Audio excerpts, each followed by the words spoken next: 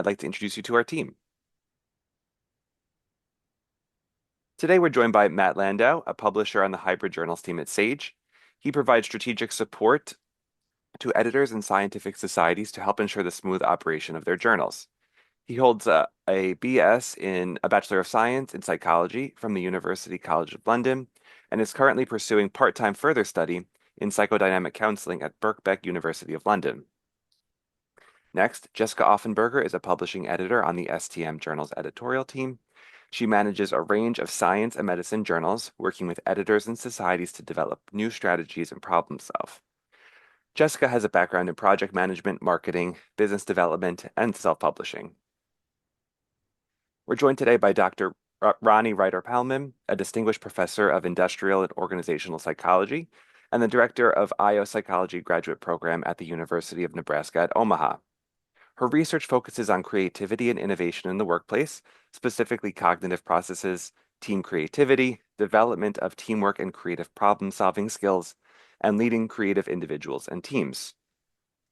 We're also joined by Dr. David Sabara, the EOS Foundation Endowed Chair in Health Psychology and Professor of Psychology at the University of Arizona, where he directs the Laboratory for Social Connectedness and Health. His research focuses on understanding why close relationships are so important for health, as well as the psychological and biological consequences of ending relationships. And last, my name is Sean Scarsbrick. I'm a senior marketing manager on the author marketing team at Sage, and my primary role is to provide support to authors and reviewers as they move through the publishing process, particularly focusing on those who are new in their career. Before we get started, I want to highlight some of our team's work. Here are the journals that our guest panelists represent for Sage. If you're interested in any of these journals, please consider them for serving as a reviewer, or if you have a manuscript that is ready for publication, consider that as well. Throughout today's call, please send any of the questions you may have to us. We'll start with the presentation and follow up with the Q&A. So as we go through, if anything you find interesting or have any further questions on, please do submit it to our panelists. And to get us situated today, I'd like to share a timeline of the typical author journey, moving from the early stages of securing funding and conducting research all the way through peer review and publication. We'll talk about different bits of this process today, but we encourage you to go back and watch other recordings of our webinars or join us for a future one that deals with some of these in more detail. And with that, I'm very happy to pass it off to Matt. Thanks very much, Sean. So we asked one of Sage's psychology editors to write us a wish list of what they'd like to see in research generally in their field, but also in articles that have been submitted to their journal. So some of the key points that came up for Dr. Spinath, who is the editor of Psychology Learning and Teaching, were a clear theoretical rationale in the research presented, but crucially also an engagement with existing research and situating where the article fits with the wider literature. I think there's a point to be made here that research papers, like research itself, don't exist in a vacuum. It's really important to show in your work that you're engaging with what has been done up till now and showing how it fits. So robust methodology is also very important. And I wanted to highlight a point here that was shared that can be overlooked, which is writing and formatting. We'll talk a bit more about this, but attention to detail is so important when you're writing up your research. Journals receive a really large number of submissions, and unfortunately, many of those contain basic errors in formatting and language. So anything you can do to address that really helps your manuscript to stand out. And next slide, please, Sean. Thanks.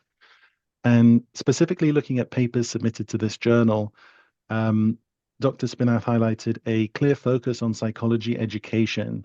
Again, it's about addressing the context and really looking at how papers fit with the scope of a particular journal. Relevance to current issues, also very important. It's not just about how your work fits with the wider literature, but also thinking about what are the real challenges, what are the topical issues that this particular subject, this field is facing, and what innovative approaches, what context is your manuscript bringing? And of course, any points made have to be supported by empirical data. And the last thing to highlight here was the importance of practical insights.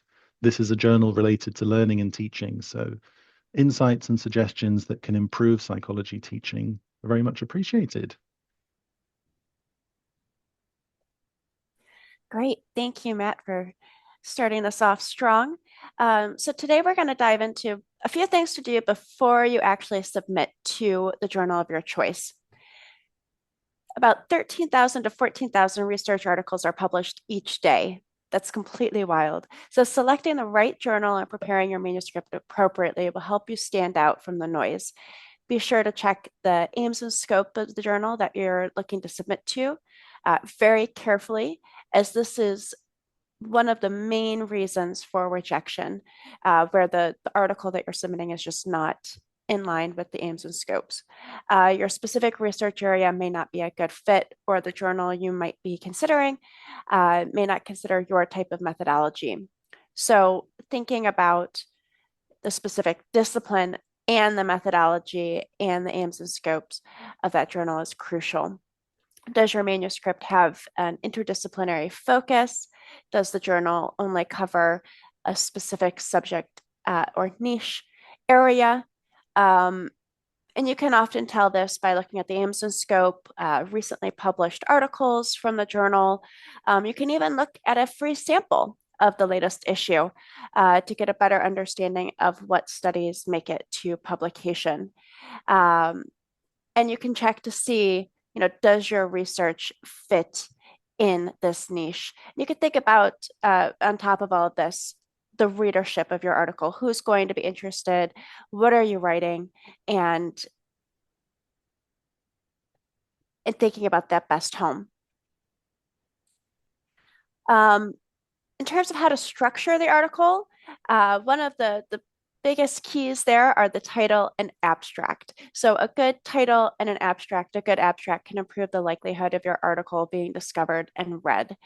The title and abstract are what is shared with potential reviewers. So if your title and abstract are easy to read and clearly outline what the manuscript is about, the reviewers are more likely to agree to review your manuscript and reduce the time your manuscript is actually in peer review. As we all know, peer review can take a significant amount of time. So thinking about making sure that title is short, catchy, what would you search for if you were looking for your paper? And the key findings. Similarly, with the abstract, summarize your findings, the who, what, why, how. Make sure that's clear and succinct. Be sure to check the author guidelines, as some journals might require a structured abstract. And then same thing with the keywords, being specific, thinking about your discipline and what would you search for when you are looking for your type of research.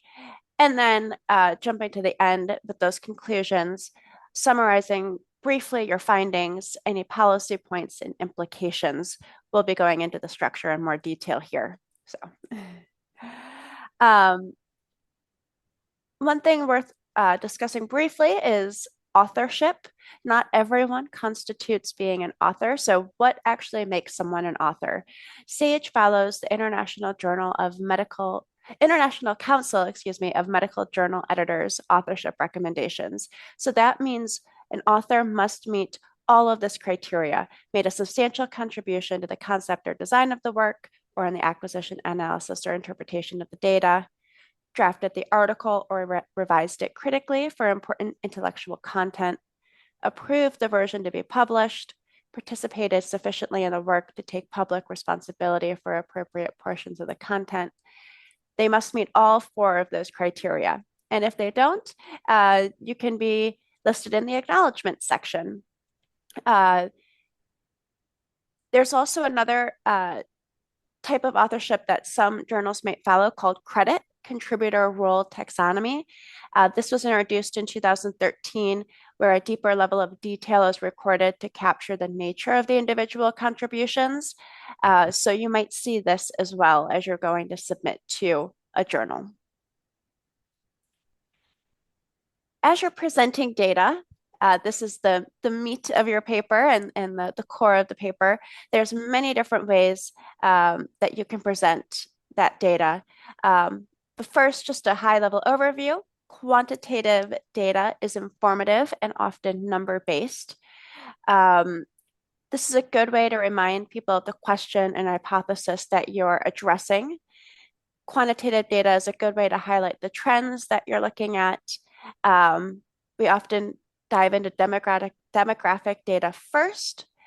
And quantitative data, it's also good to identify what you might be missing or highlight any data that might be missing in your analysis. So quantitative data really focuses on the numbers. Qualitative data is more often expressed in words. A lot of times this is using headings and subheadings. Structure is really important because you want to keep this clear, easy to understand, easy to read. And a lot of times this gets combined in different ways. Experimental data, this is often illustrated via tables and figures. It's nice to point out differences and relationships, highlighting those trends. And here we recommend you include negative results and explain that in the discussion section. So with experimental data, it's often in the results and discussion separate sections, but separated out. Whereas qualitative data is often in the in the presentation of the graphs and then in the discussion section. How you describe this could be in tables like we talked about. Tables are using for highlighting precise numerical values. It's good to illustrate proportions or trends. It's good to summarize large amounts of data. And then these tables should be self-explanatory and stand alone. You should be able to read them on their own. Graphs are more visual. So there's many different graphs that you could use, and this helps you emphasize any key important points. Also can show trends. It's just a different way of displaying that data. And again, these graphs should be self-explanatory. You should be able to understand what you're looking at on its own. Graphs are important to provide a key or legends so you know what you're looking at. And just a reminder, always check the submission guidelines to see what the requirements are for each journal. With the methodology, again, we focus on that quantitative versus qualitative methodology and things to think about. With quantitative methodology, really focusing on the inclusion and exclusion criteria. What did you do and why? What method did you actually use to conduct this study and collect this data? You want to focus on major demographic characteristics. The sampling procedures, was it systematic, self-selection?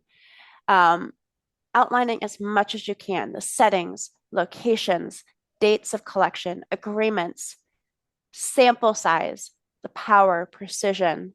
So really defining all of this data, defining primary and secondary measures, variations, the collection method, measurements, any observations that you encountered, the conditions, the design of the data, and then any analysis strategy that you used. We actually have a webinar coming up in May on data collection and analysis, so we'll be fleshing this out.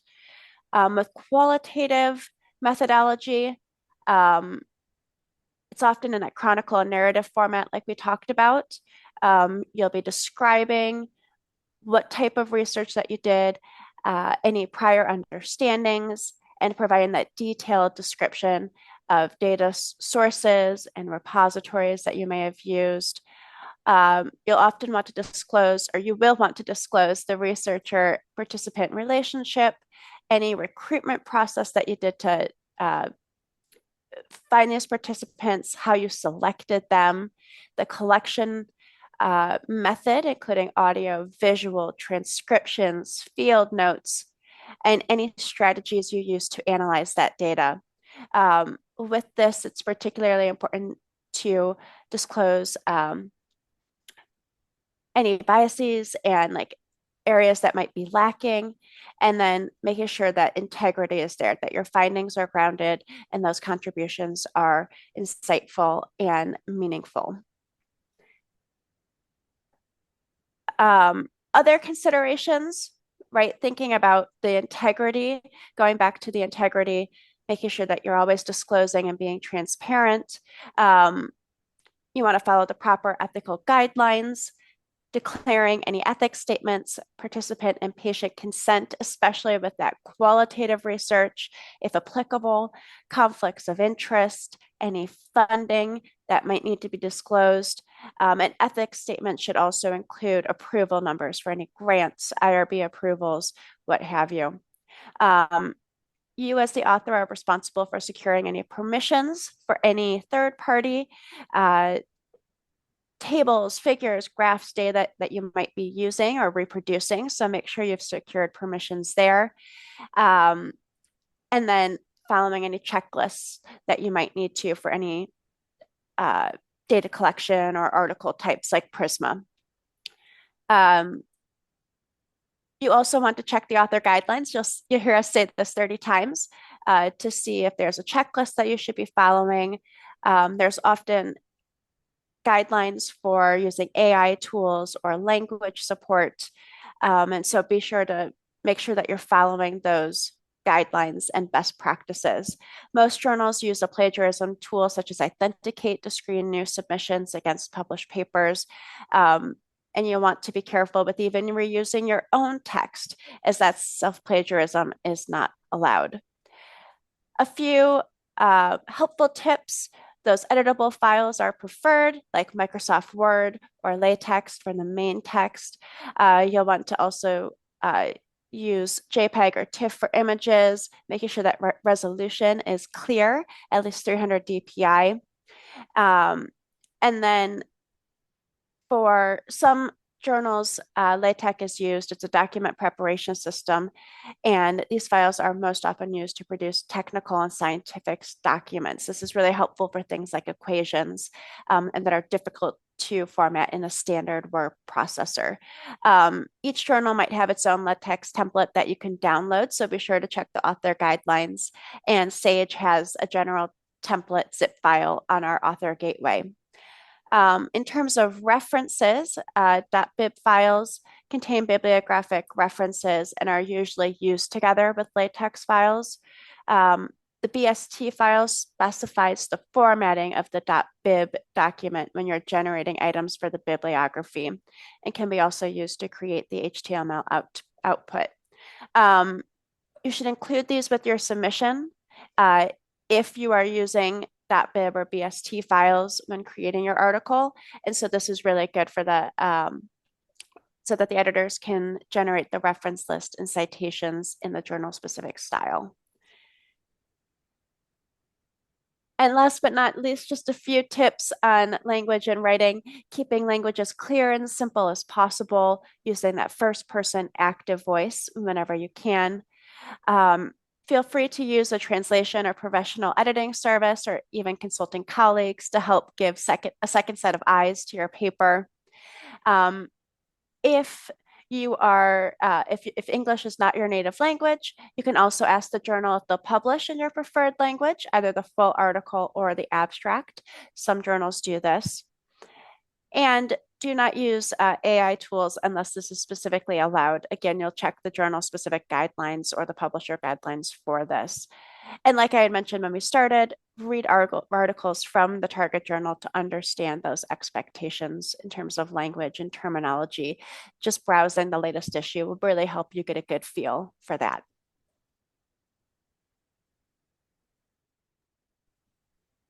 That's great. Thanks very much, Jessica. So at this point, if you've been following the steps and the recommendations outlined by Jessica in the last section, you've written the perfect article. So congratulations on that. However, there are very important decisions to make about the submission process and various procedures that you need to follow. So we'll talk a bit about those now. So as we mentioned earlier, there are more than 13,000 articles published each day. Choosing the right journal is really important to improve the chances of your article being accepted and your research having an impact within the community. It's really important to think about which community you're hoping to reach with your article.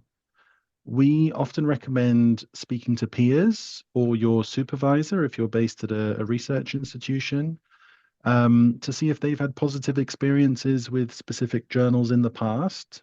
Um, just talking to people to see how things went with their submission process can be very helpful to know which journals are running well, but also looking at the specific aims and scope of each journal. As many articles as are out there, there are almost as many journals to choose from. And there's a really rich source of information available through the journal homepages online. We really do recommend taking the time to carefully read the aims and scope, which are always listed on a journal's homepage. And these are really where each journal will set out what they're looking for, what type of research they're keen to publish, and which specific readership they serve. So find the one that seems to be the best match.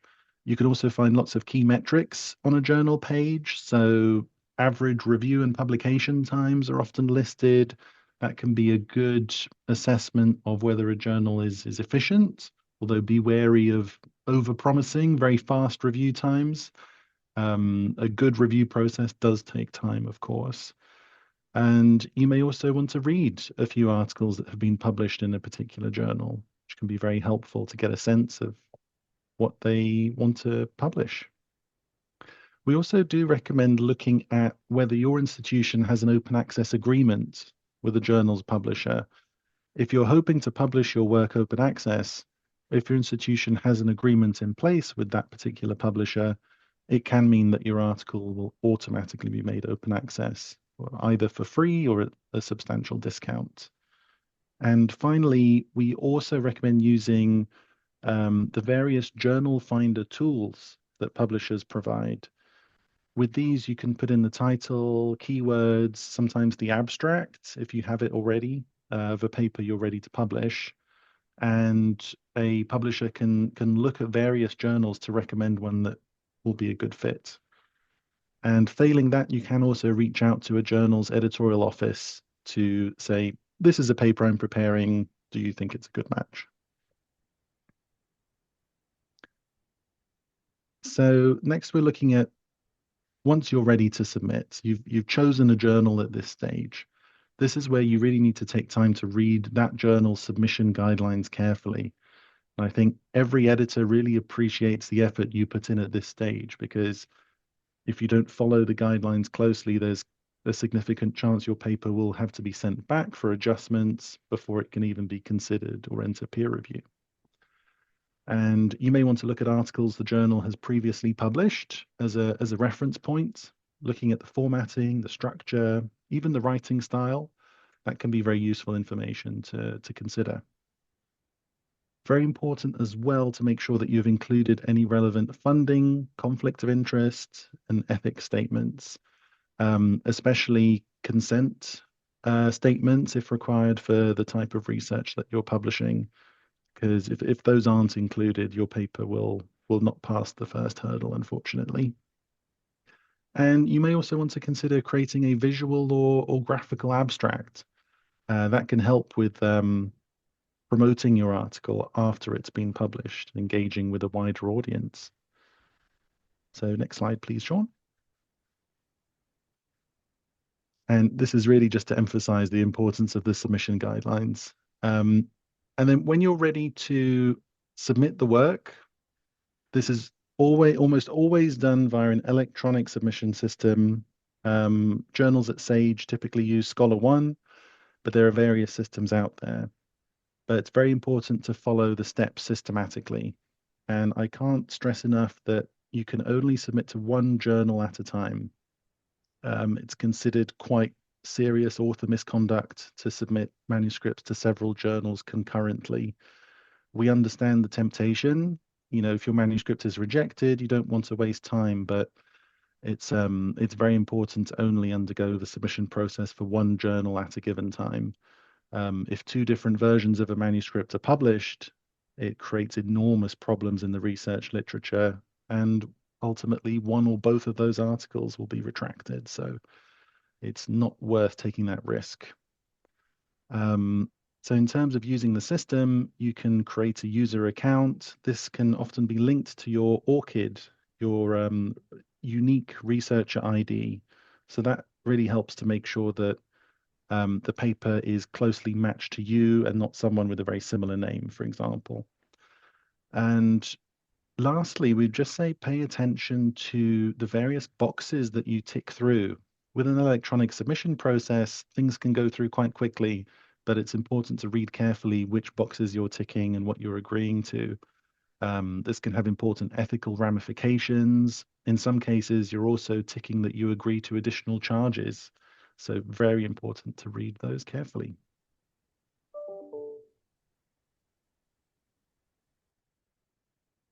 All right.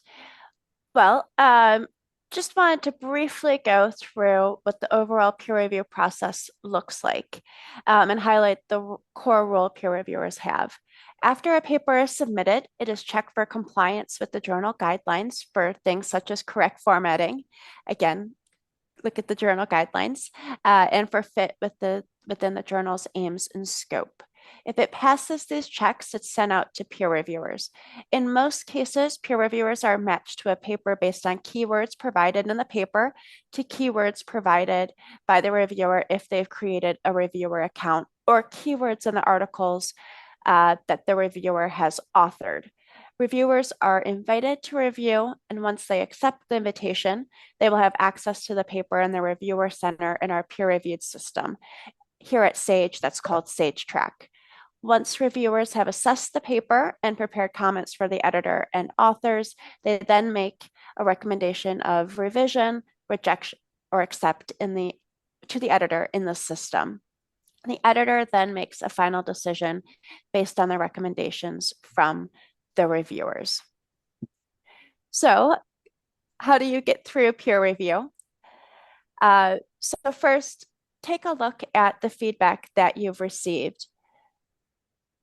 Read it thoroughly and digest it step by step.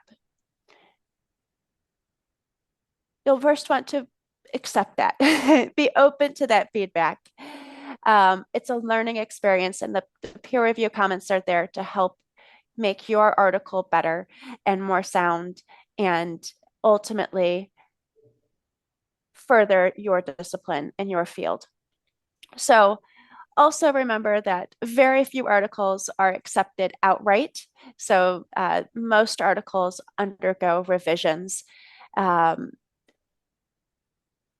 you are not alone in that. Be persistent and address each comment line by line, coming back to the editorial team with your feedback when you make that revision, and don't give up.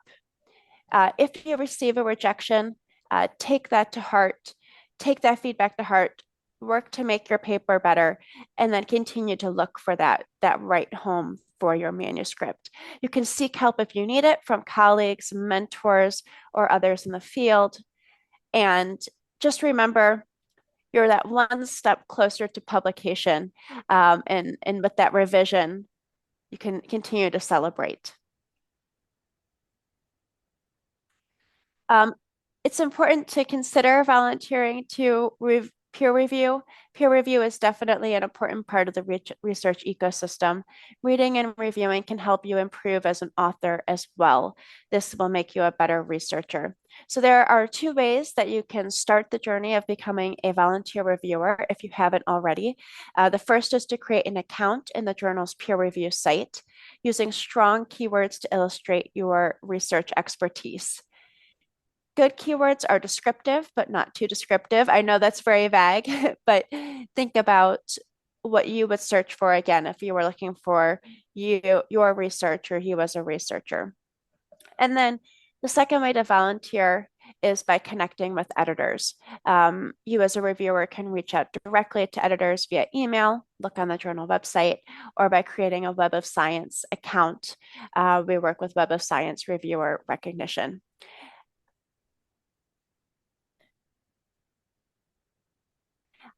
And then once your article makes it to production, so if your article has gone through peer review, you've made all the revisions, you've gone through congratulations, your article has been accepted. So first it will enter the production process, and the production editor will coordinate the production process there for you. It will go through copy editing, typesetting, and then you will receive your proofs. This is crucial. Read the proof line for line, word for word. Don't assume everything is perfect and fine. We want to make sure this is your final check before it getting published online as the version of record. You have time to revise anything in the proofs, but be careful and think about the time. We want to make sure this is moving forward in a timely manner. Then it goes back to the production editor for its final check, and it will go to online first publication. So articles rarely go straight into an issue.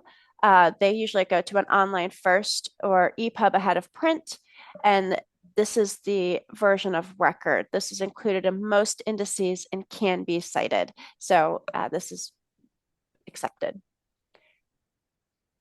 Then you'll want to be able to promote your paper. So set yourself up for success. You want to, as you're writing your paper, this promotion starts from the very beginning when you're starting to write.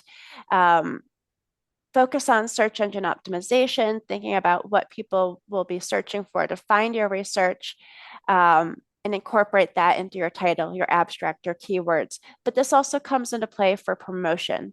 So as you're sharing on social media networks and with your colleagues, be sure to have this linked to your ORCID ID. Publishers like Sage have you link this in the submission process, so that will get linked upon publication.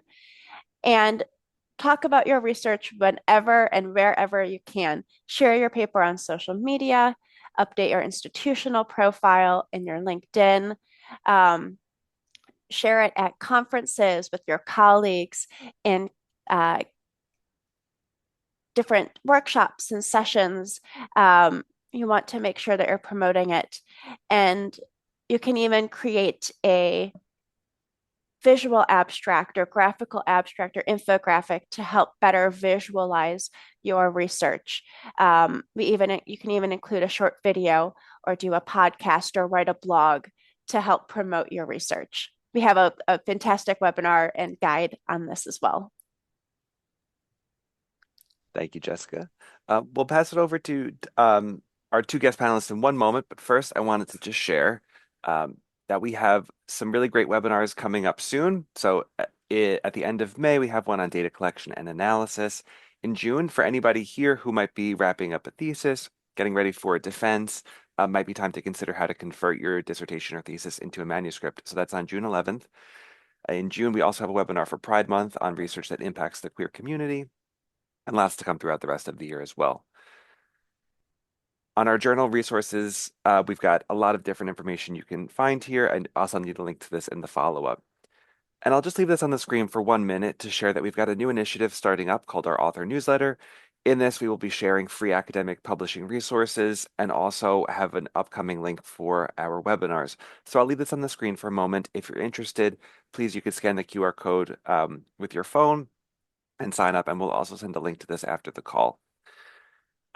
Continue to send all of your questions through to us on the Q&A. We will talk on that in a little while, but for the time being, I'd like to pass it off to Dr. Ryder-Palman to talk about her experience on this topic. Sure thing. So I'm the co-editor-in-chief for Organizational Psychology Review. This particular journal is a little bit different because it focuses on theoretical papers only. So we do not accept papers with any data, whether it's quantitative or qualitative. We do accept papers that include a meta-analysis or a scoping review or a systematic review, as long as they provide more than just a summary of the literature and basically develop theory and not just tell us what the state is currently. One of the things that is frustrating is that we probably desk reject about 30% of the papers that come to us because they contain empirical data. They are empirical papers. That means that the authors did not read the instructions to the authors and about what the journal does. So in that respect, I cannot emphasize enough, read about the journal, read what they're looking for, what sorts of, a lot of journals will have directly information about the kinds of paper that they publish and the kinds of papers they don't publish. So take a look at that. Another clue about what is publishable and not publishable in the journal is take a look at papers from that journal, particularly in the last few years. Um, Basically, if you are not citing any papers from that journal, usually that's a sign that they will not likely publish your article because it's not relevant to what they're doing.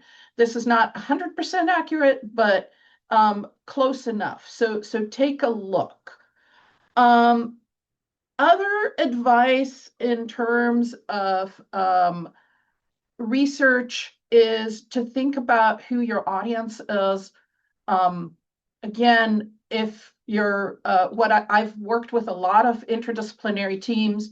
So if we're publishing in an IO journal, this article will be structured very differently than if we're publishing in a health-related journal or an engineering journal. They just have different expectations, different ways of doing things. So think about who you will be looking for, or what sort of journal fits with your article.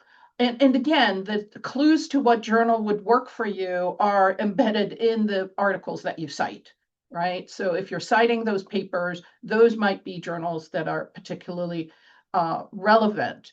And one of the questions in the Q&A talked about a career in IO psychology. Basically, read the literature, do your homework, attend conferences, either virtually or in person, if you can, with where IO psychologists are. So Society for IO Psychology, SIOP is a good conference to attend to learn more about the field.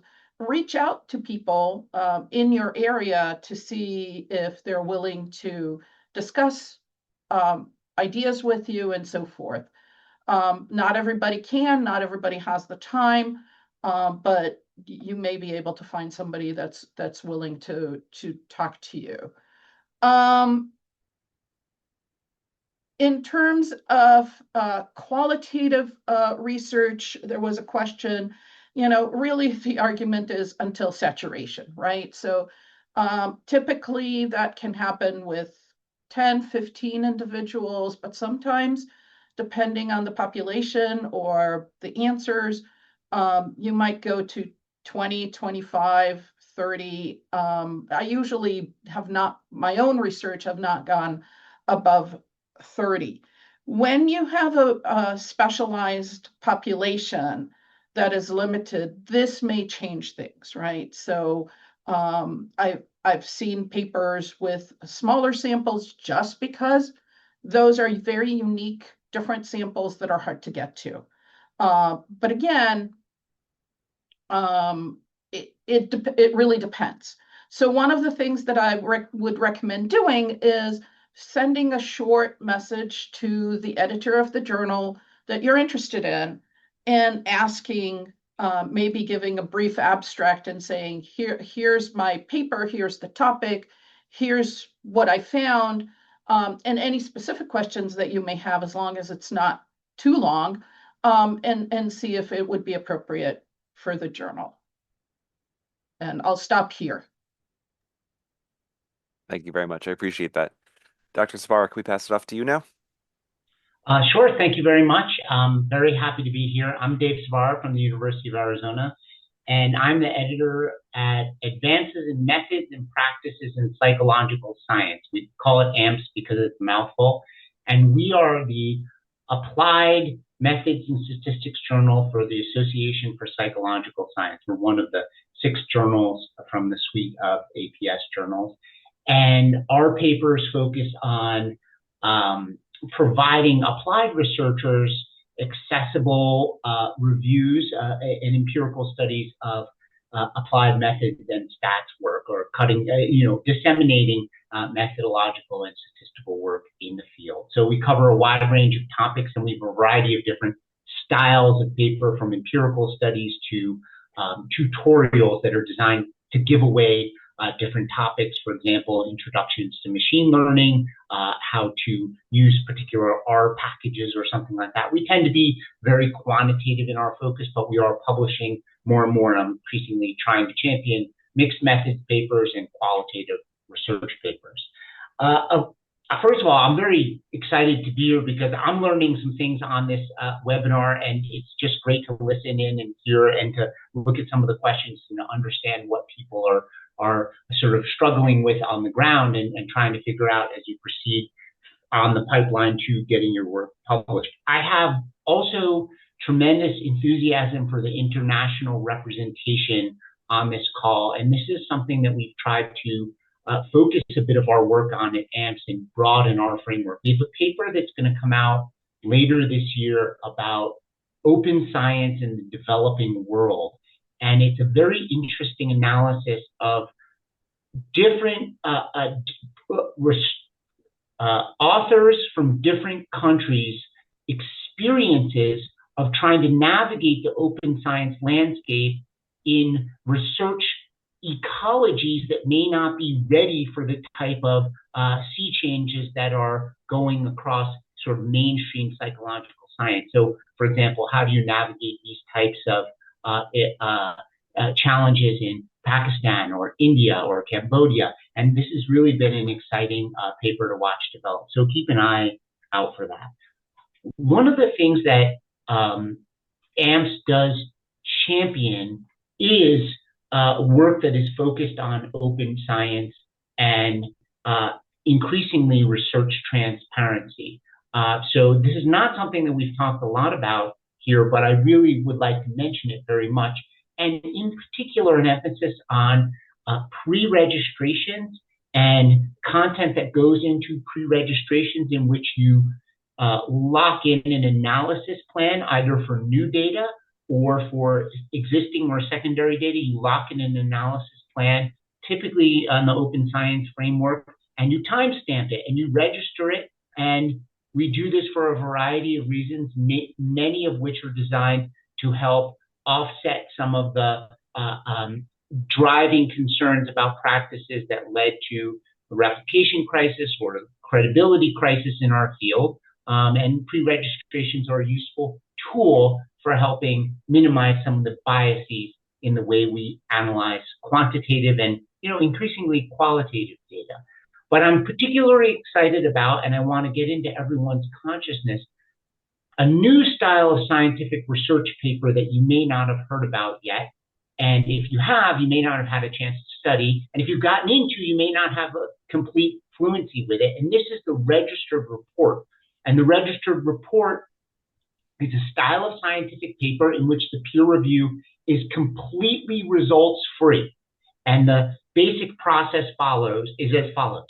You submit a stage 1 manuscript that is written all the way through and up until the results section. In some journals, for example, at AMPS, you actually write through the results section as if the data were either collected or analyzed already. And the peer review that happens at stage 1 effectively is about whether the question is meaningful and whether the plan for analysis that you have outlined is going to give us a good answer, independent of the results. The end result of the stage 1 peer review of a registered report is something called an in-principle acceptance, and the IPA is a guarantee that the journal will publish your paper, say a year, 18 months, 2 years later, with the results of the study if you do it as you've committed to doing. It is a game changer in terms of how we're doing empirical research in the field. There is increasingly faster uptake at multiple journals, and a great place to learn about registered reports is at a preprint review service called the Peer Community in registered reports. And they're not paying me to say any of this. PCIRR, and that's a great outlet for this, and you can learn about it. And you can see which journals are doing this. The Open Science Framework has a lot of this stuff. One thing I would just like to say, without going on too long, is that it makes a lot of sense to back up and ask ourselves some really fundamental questions about why we're doing the research. It's not just to become super famous and, to get a lot of money. No, it's definitely not that. We are trying to represent the human condition and the world in which we live through our varied ways of knowing, quantitative means or qualitative means. They are models of psychological and behavioral phenomena. And the models inherently are limited. But the key thing I would just like to emphasize is that you can go all the way across this pipeline. But so much of what happens in the pipeline that Matthew and Jessica have described begins with how you conceptualize the design of your study and the methodology. And putting a lot of energy into that matters so much, because there's no manner of good statistics published at AMP, Psych Methods, MBR, anywhere else that can save a weakly designed study. And we can talk a little bit about that in the Q&A. The last two other quick things. One of the things that journal editors will say often is show, don't tell. And this is a big truism in the field, that a lot of the papers we get sort of are like, well, this method works for all these things. Show us that it does. Convince us by showing us the results in this realm. And I was going to say something about AI, but I've gone on a little too much, so maybe this will come up in the Q&A, but I'll hold that for now. Thank you. Thank you very much. Appreciate all of your insights. And yes, AI, we will send over some guidelines as well about AI, and AI is a constantly changing subject, so one that we have best practice on from the Sage side. Everyone, please feel free to continue submitting your questions, but I have a few here that I'd like to pose to our panelists to get us started. So I've got a really interesting one here that's come up about peer review. People are asking, how do I get started as a peer reviewer? Am I eligible to peer review even if I've never published before? Can I get your thoughts on that? So first of all, if you're interested in peer reviewing, obviously you could sign up directly with the journal. In some cases, it depends on the journal, but also email the editor with your CV. Make sure that you introduce yourself with your background and provide a few keywords. The keywords piece is really important. That's how we usually find people to review. And be honest about the lack of experience. There are quite a few journals that are starting to have panels of inexperienced reviewers and doing mentoring for those more directly. I've been involved in journals that have a student editorial board where it's clear these are graduate students, but they receive a lot of mentoring. I've been involved directly with a journal that did mentoring from underrepresented populations. I mentored someone from Mexico in the peer review process and as a reviewer. So I reviewed with him a couple of articles, and then he got added it to as a peer reviewer. So if you let the editor know that you don't have the experience and you're searching for experience, we could take that into account when we're making assignments. If you have somebody that's willing to mentor you on your end that has experience, that's great. One of the things that I do with my own students is I have them review with me papers while they're graduate students. So they come to, when they complete their degree, they already have that experience and they can talk about it. So you may approach a senior scholar and follow up with that.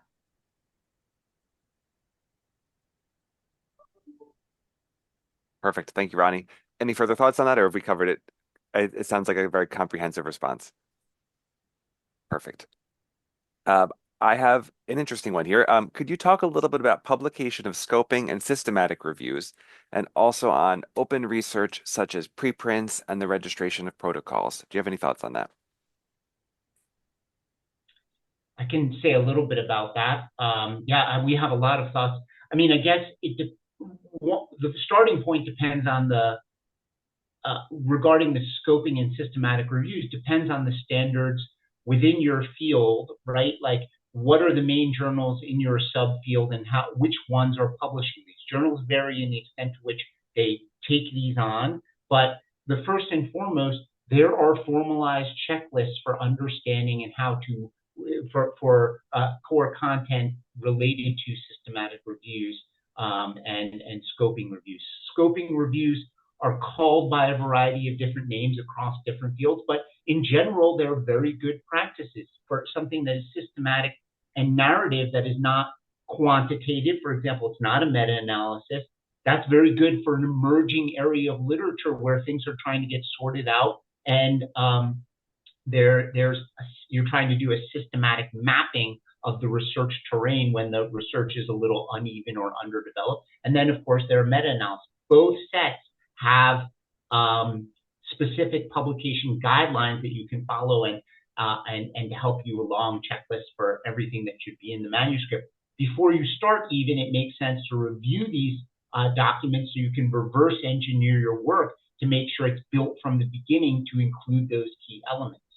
You can, regarding the open science practices, both meta-analytic and scoping systematic mapping practices have registration templates. We just did a systematic mapping that would be called a scoping review and pre-registered it, and there's a whole set of questions that you complete. It helps guide the work. But if the question is about open science practices beyond that, journals vary a lot in terms of how they feel about preprints. This is quite a shame. The standard in the field is the ability to post your preprint, and your ownership of the intellectual property is very important here. So you can post, journals vary in terms of how they feel, and publishers, how they feel about the intellectual impact and the intellectual ownership of the final accepted version. But unless journals tell us otherwise, and publishers, we post our final accepted version that is not the typeset version after peer review. That is probably the standard in the field. And editors are not always totally up to date with all the standards in the field, but so you have to sort of navigate and tread carefully. But I think preprints and protocol registrations are increasingly the standard, and also important for public access to science. The field is moving only in one direction, and that's toward transparency. And these practices really do increase the transparency. I just want to add that it's helpful. The American Psychological Association publishes guidelines for both quantitative and qualitative research. Take a look at them. If you could say, I followed these guidelines as part of your methodology, that increases the likelihood that your paper will be reviewed more favorably. Great. Thank you both. Very helpful. I have a very interesting question about rejection. In academia, rejection happens, papers are rejected. Somebody asked, just as an example, they had been rejected from 4 journals, and their advisor, they recommended that they submit to a different journal. However, at the same time, previous reviewers instead recommended that they make edits before resubmitting. What are your thoughts on this? Do you have any ideas as to the best way to handle some issue like that? Don't get discouraged. I've had papers rejected 7, 8 times before I found a home. So even those of us that publish quite a bit get rejected. What I do with these sorts of things is I review the responses, the reviewers' comments. The manuscript doesn't start perfect. I know that. So it helps to go, okay, where did I not make myself clear? What are some things I can add? But because the article is not going back to the same journal, I don't feel compelled to address every single comment, nor do I need to write a letter explaining all of that, right? So I take from each review what I can and make those changes. Typically, it makes the article better, clearer, more coherent, and it increases the likelihood that it would fare better in the next round in the next journal.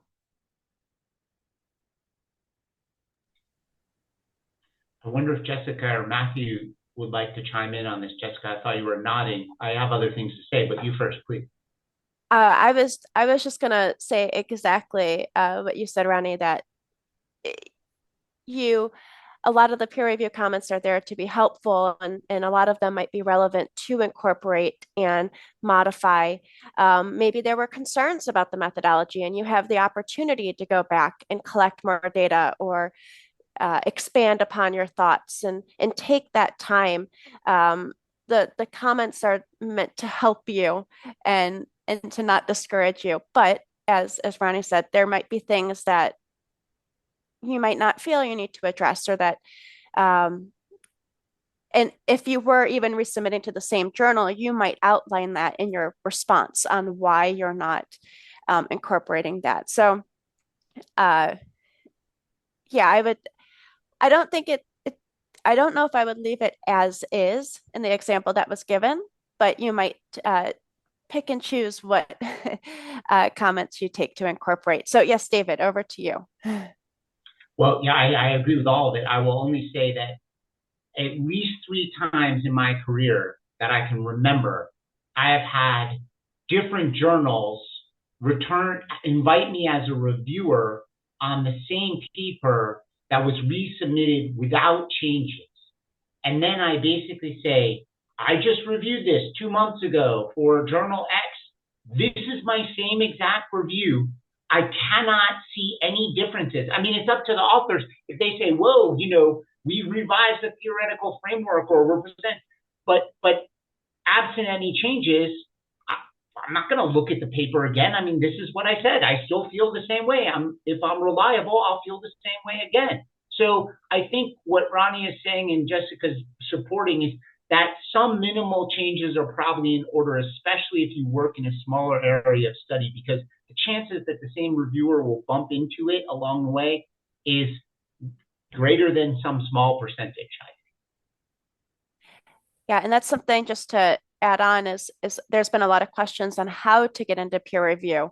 Many people review from multiple journals, right? It's especially in a certain discipline, you're providing your expertise to multiple journals across the board. And so there is a very large chance that it might come back onto your desk given your background and your research and your keywords that you've input. And so also for those looking to get involved, reach out to multiple journals because you won't always get called upon immediately, right? It's finding that right paper to assign to you and that right researcher. Thanks, Jessica. Our final question, final thoughts for today, and please do send your questions in the chat. We will get to them in a blog post if we don't address it live today.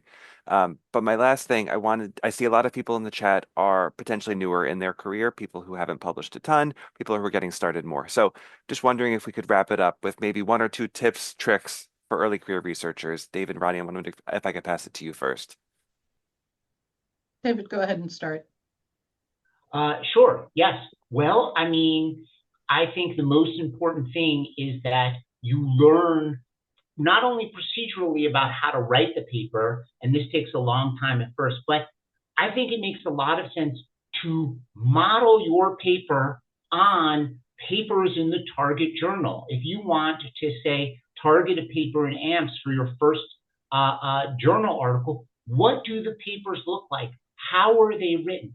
Read 5 or 10 papers and really do this modeling. You're not stealing any intellectual property. You're not plagiarizing, but you have to learn to steal like an artist, which is the conceptual framework of how the papers are written. And that takes a while stylistically to feel that. You got to read a lot of those papers. And I think that's a very important thing to do when you're starting out. There's a ton of procedural knowledge to learn whether you do qualitative, quantitative, or mixed method research. And really spending time on the basics will accelerate you when you get to the more advanced stuff and pursue publication. Yes, I totally agree with David. Reading a lot is the key to writing. But I would also say that sometimes it's important to read not for content. As David mentioned, read thinking about, okay, what did I like about this paper? How was it structured? Where am I confused? So those things help you write your own paper in a much more structured way.